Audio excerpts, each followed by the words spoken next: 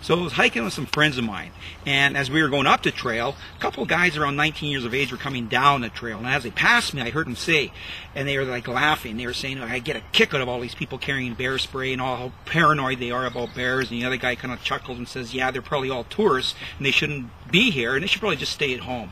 So it was not only what he said, but it was how he said it.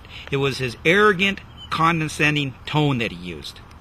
Now maybe those guys have a lot of experience dealing with bears. I know throughout my years I spent a lot of time hiking and climbing in the mountains. And I've seen bears, and sometimes up close, and I never thought of carrying bear spray.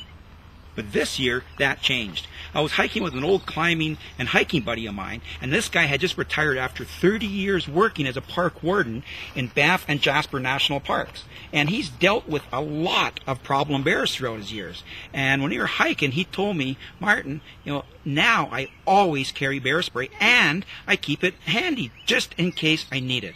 So I thought if it's good enough for him, it's good enough for me to carry. So here's two young guys knocking people for carrying bear spray. Oh, if they don't want to carry it, that's fine. But don't knock other people when they take the proper safety precautions. Sometimes you may see that same attitude and arrogance at the workplace. It may be the younger worker who they feel that they're invincible and they think they know more about the job safety than they actually do. And they may be more inclined to take risks that the more mature worker would never take. Or you may see it in the more mature workers where they say, hey, I've been doing it this way for 25 years. I don't have to follow those no safety rules.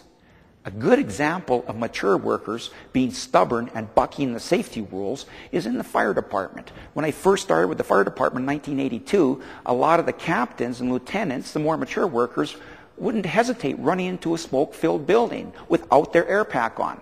They would come out hacking and coughing and coughing up all this black stuff, and they would tell you it's not that bad in there, you don't need your air pack. Well, what's happening to all those older firefighters now? They've been dying off because of cancer.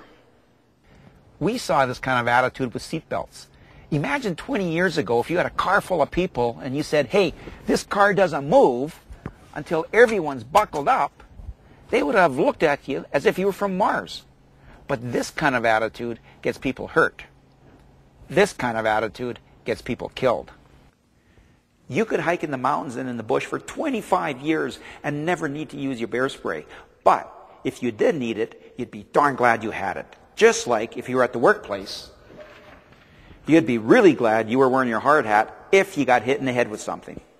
Now for that small percentage of you who have a bad attitude towards safety, and you don't ever plan on changing that attitude, and you folks know who you are, and so do the people you work with. Whatever you do, don't try to intimidate others into taking safety shortcuts. Don't try to intimidate others into being unsafe. Just because you don't think safety is important doesn't mean others agree with you. I'm Martin Lesperance, and thanks for watching.